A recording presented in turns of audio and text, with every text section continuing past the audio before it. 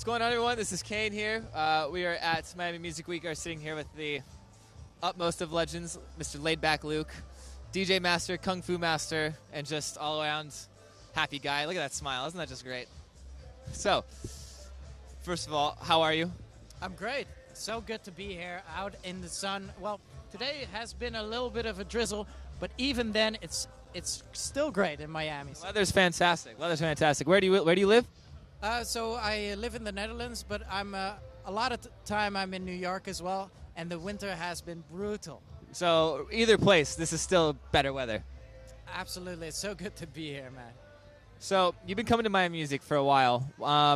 What are some of the changes that you've seen throughout the years? Oh, every year it's different. So I've been coming here since 2001, and every single year it has been different. So when I first came, I was this guy handing out like promos and mix CDs and DJing in lobbies and everything. That went up to like getting a little more famous and just getting wasted the whole week. I remember tagging along with Fetty Legrand, who had like 21 gigs back in like 2005, and I was just drinking his alcohol rider the whole week. Up to where right now I'm a family guy and I'm living the fit life, and it's just very chilled out for me actually. So, obviously, there's been a lot of changes. Have there artists as well, music taste and stuff? What have you seen in terms of the music taste? Because when I think of Miami, I think of either the ultra, the big crazy stuff, or I just think of that kind of groovy riding tech house. What are some of the music trends that you've seen over the years? Yeah, so I remember being here at pool parties, listening to like the real Body and Soul and Masters at Work type of stuff, which made an impression on me back then. And I could see the tech house working really well at the pools. And yeah, we have all the new kids coming in to the Ultra Music Festival, and that's just a step in for like the new future generation. So speaking of techno, you recently played in San Diego and potentially somewhere else a full techno set. How was that?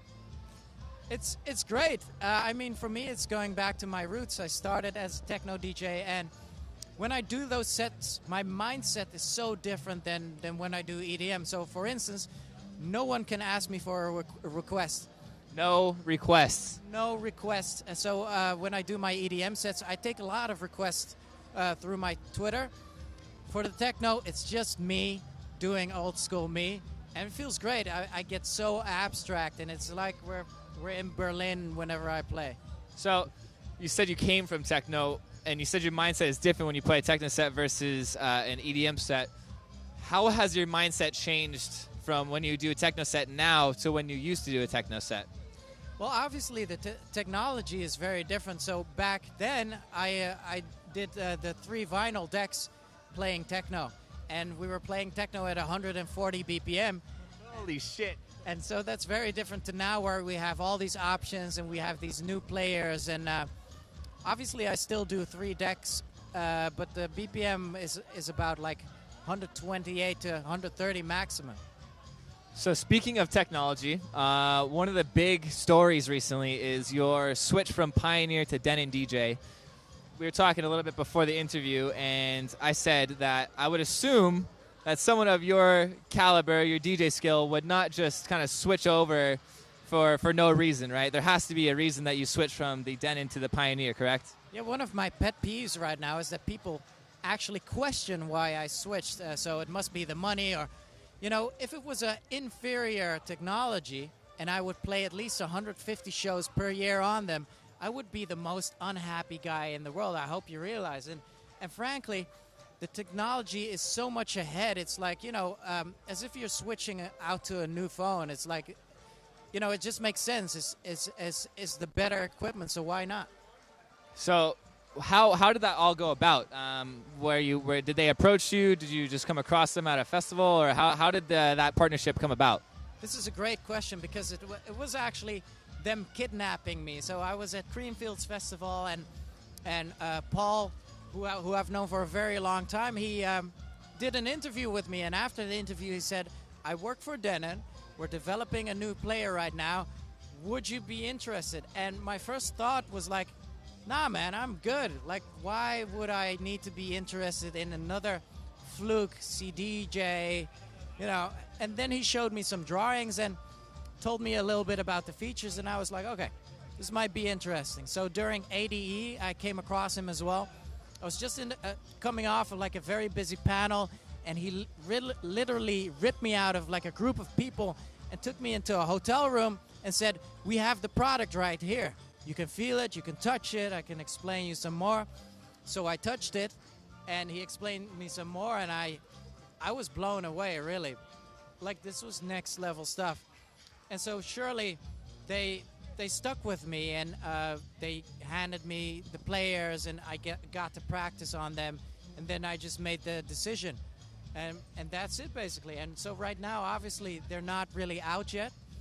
So whenever I play in clubs or anything, Denon will actually provide a guy that comes with me, installs the players, brings it to my shows, and I'm all good. So 2 questions about the gear. First of all, what is your favorite feature about the new hardware? If you had to pick one. I mean, there's a lot of them, but if you had to just say, this is what I just love, what would it be? I think it's the full touchscreen, really. Like, you know, all we do nowadays is swipe, so why not swipe on CDJs? And it's actually crazy that most of the time we do not swipe on CDJs right now. So that's just like a natural evolutional kind of thing that, yeah, you know, it just needs to be on there. And who of your friends have you been like, this, you need to get on this? Have any of your friends seen it and played with it and been blown away as well? Friends, uncles, aunts, cats, dogs, anyone I can tell how superior the Denons are, I've been telling them, because these players are going to be the future, and I want everyone to know. So what about music? Let's step away from the DJing side, because believe it or not, he's more than just an incredible DJ. He's also a great producer. What's going on with your music? Since you've been playing these techno sets, are you going to start making a little bit more techno music, or? I would love to, actually, but there's no time. So what a lot of people don't know about me is that I've actually been a producer longer than I've been a DJ. So producing is my first love, and there's a ton of stuff coming up right now. So my next single is called Paradise. It's Bright Lights on the vocals, and I made it together with Made in June. It's coming out in 2 weeks on Dimac, which I'm very happy about. And yeah, I've just been making a lot of music and a lot of new EDM stuff coming. I wish I had the spare time, like in between editing my vlogs and everything, to come up with some real abstract underground. Who knows? Maybe. Who knows? Maybe we'll get to see that darker side of you once again. All right, so we're gonna play a quick little game. Under this magic magnetic magazine hat, we have 3 aromatherapy inhalers, and basically when you sniff it, it gives you energy. It's fully legal. It's not drugs. Drugs are bad. Don't do drugs, kids. So you can pick one, and I want you to pick one. And when you sniff it, I want you to tell me what movie it reminds you of. Yes, I said what movie. I'm trying to get weird here. All right, so here we go. Yeah, it's a little strong at first, but then it kind of feels nice, fresh. Somehow it reminded me of Kill Bill, but I got Samuel Jackson in my mind popping up as well, so it must be something Tarantino. I was gonna say maybe Pulp Fiction, right? Yeah. What scene? Yeah. If you had to pick a scene that related to that, what would it be? No, so I just keep on seeing like Uma Thurman, Uma in her yellow outfit, fighting Samuel L. Jackson. A little bit of a collaboration there. I think I'm high, man. It's legal. Don't do drugs. Drugs are bad. So, for upcoming DJs and producers, what advice do you have for them? Very simply put, go on to my YouTube channel, subscribe. It's Laidback Luke. And actually, on a weekly basis, I have vlogs about like giving you advice, DJ advice, producing advice, touring the world advice, and I like sharing this stuff with the world, so make sure to check it out. One last question, actually. So, you know, Pioneer, they always had those little like demo videos and stuff, and on your Facebook, you posted a video that you were going to be doing a demonstration video of you working the decks.